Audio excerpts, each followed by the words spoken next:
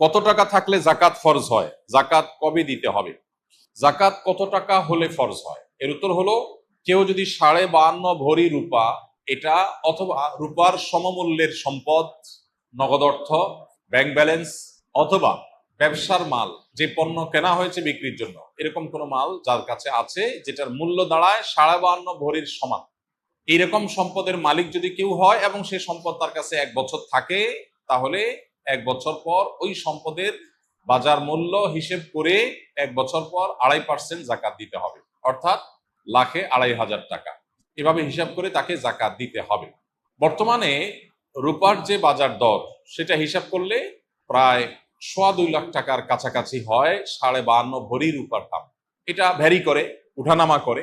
একেবারে খুব রিসেন্ট যে এখন 2026-এর ফেব্রুয়ারি মাস চলছে, এই সময়টাতে রূপার যে বাজার দর আছে সেটা হিসাব করে দেখা গেছে যে 2.25 লাখ টাকার কাছাকাছি। এক্সাক্ট আপনি যখন দিবেন রূপার দরটা জেনে নিয়ে যে 52.5 ভরি বা 52.5 তোলা রূপার দাম কত, সেটা হিসাব করে যদি দেখেন যে এটা আপনার সম্পদ এই পরিমাণ হয়ে গেছে, তাহলে সবটুকুর জাকাত দিতে হবে। এমন না যে এর অতিরিক্তটা জাকাত, বরং সবটুকুর জাকাত দিতে হবে।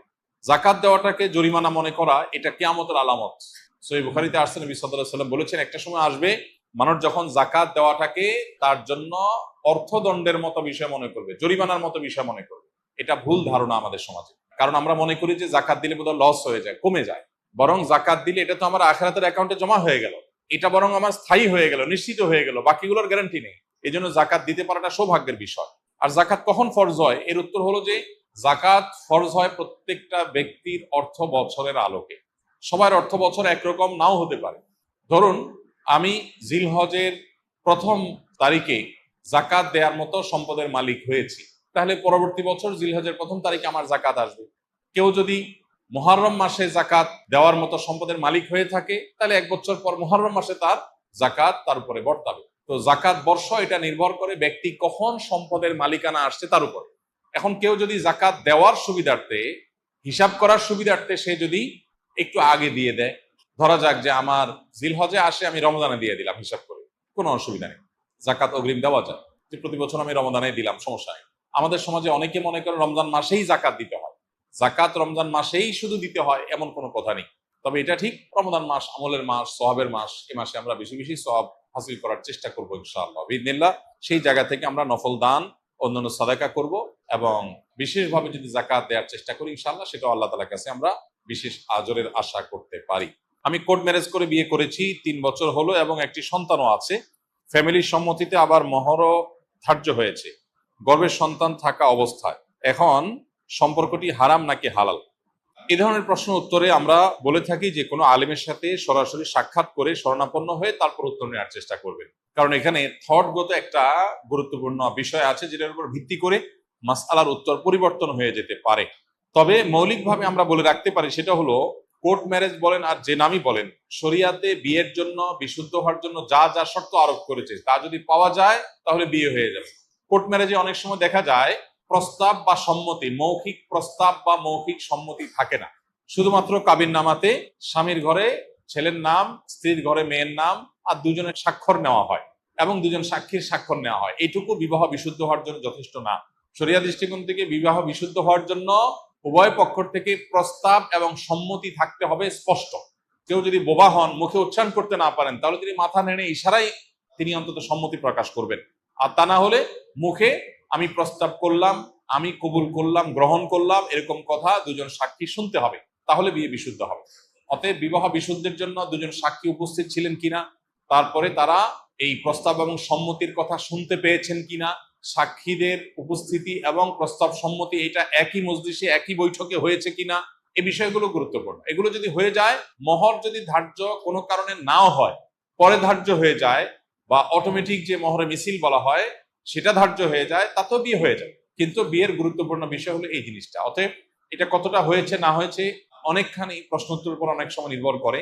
এই জন্য এ ধরনের প্রশ্ন উত্তরের জন্য আমরা অনুরোধ করি যে ওলামা একরামের সাথে সরাসরি সাক্ষাৎ করে আপনার আশপাশে কোনো মসজিদে, গুরুত্বপূর্ণ মাদ্রাসাগুলোতে উপস্থিত হয়ে মুফতিদের সাথে সাক্ষাৎ করে আপনি আপনার ডিটেল বলে উত্তর নেওয়ার চেষ্টা করবেন। আসুন্নাহ ফাউন্ডেশনে প্রতিদিন সকাল 8টা থেকে রাত 10টা পর্যন্ত ওলামা একরাম ফোনে উত্তর দেন এবং সরাসরি উত্তর দিয়ে থাকেন, সেখানে উপস্থিত হতে পারেন। রমাদান এলেই মা বোনেরা প্রতিযোগিতামূলক কোরআন খতম দেন।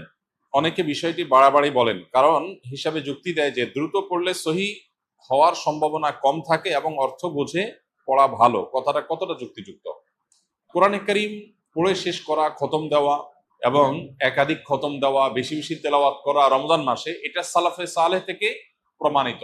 আমাদের পূর্বসূরিগণ তারা রমজানের শেষ দিন পর্যন্ত বেশি থেকে বেশি কোরআনে কারীমের তেলাওয়াতে মগ্ন থাকতেন। যেহেতু এই মাসটাই হলো কোরআন নাজিলের মাস, অতএব এই মাসের অন্যতম গুরুত্বপূর্ণ আমলটা হলো বেশি বেশি কোরআন তেলাওয়াত করা। যেসব ভাইরা কোরআন তেলাওয়াত জানেন না, তারা কোরআন তেলাওয়াত শিখতে পারেন। আমরা সুন্নাহ ফাউন্ডেশন থেকে দীর্ঘ 1 বছর টানা পরিশ্রম করার পর আলহামদুলিল্লাহ, যারা কোরআন সহি বা শুদ্ধভাবে পড়তে বা তেলাওয়াত করতে পারেন না, এমনকি আরবি অক্ষরও চিনেন না, তাদের সুবিধার্থে আমরা সহজ সূত্রে কোরআন শিখি নামে একটা কোর্স আমরা চালু করেছি। এবং এই কোর্সটা প্রতিদিন তারাবির পর আমাদের ভেরিফাইড ইউটিউবে, অর্থাৎ আমার নামে যে ইউটিউব চ্যানেল আছে, সেখানে প্রতিদিন একটা করে পর্ব আপলোড হয়। গত 2 রাতে 2টি পর্ব আপলোড হয়ে গেছে। আজকে তারাবির পরে 3 নম্বর পর্ব আপলোড হবে ইনশাআল্লাহ। 10 থেকে 15 মিনিট, 20 মিনিটের মধ্যে ভিডিওটা, মাত্র 27টি ভিডিও ইনশাআল্লাহ পুরো কোরআন সহি করে শেখার জন্য তৈরি করা হয়েছে, অনেক পরিশ্রম করে, অনেক সাধনা করে। অতএব যারা সময় আছে তারা সেই ভিডিও ফলো করতে পারি, অথবা অন্য কোনো উপায়ে কোরআন সহি করে পড়বো। আর যাদের তেলাওয়াত সহি আছে তারা বেশি বেশি পড়বো। এখন কথা হলো, প্রতিযোগিতামূলক ভাবে বেশি বেশি করে কোরআন খতম দিলে সেটা ভালো কিনা? উত্তর হলো অবশ্যই ভালো, তবে তার কোয়ালিটি যেন ঠিক থাকে। এটা ঠিক যে তাড়াহুড়া করতে গিয়ে কোয়ালিটি নষ্ট করে অনেক পরিমাণে তেলাওয়াত করার চাইতে কোয়ালিটি ঠিক রেখে আপনি সাধ্য অনুযায়ী তেলাওয়াত করা ভালো। দেখা যায় অনেকে হুলস্থুল করে কোরআন তেলাওয়াত করেন, কি পড়েন নিজেও বোঝেন না।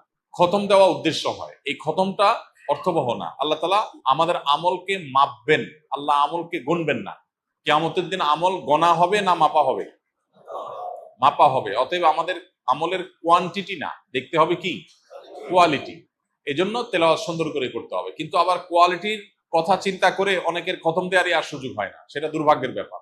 এজন্য কোরআনে কারীম বেশি বেশি তেলাওয়াত করা প্রশংসনীয়, প্রতিযোগিতামূলক ভাবে করলে সেটাও প্রশংসনীয়, বেশি বেশি খতম হলে সেটাও প্রশংসনীয়।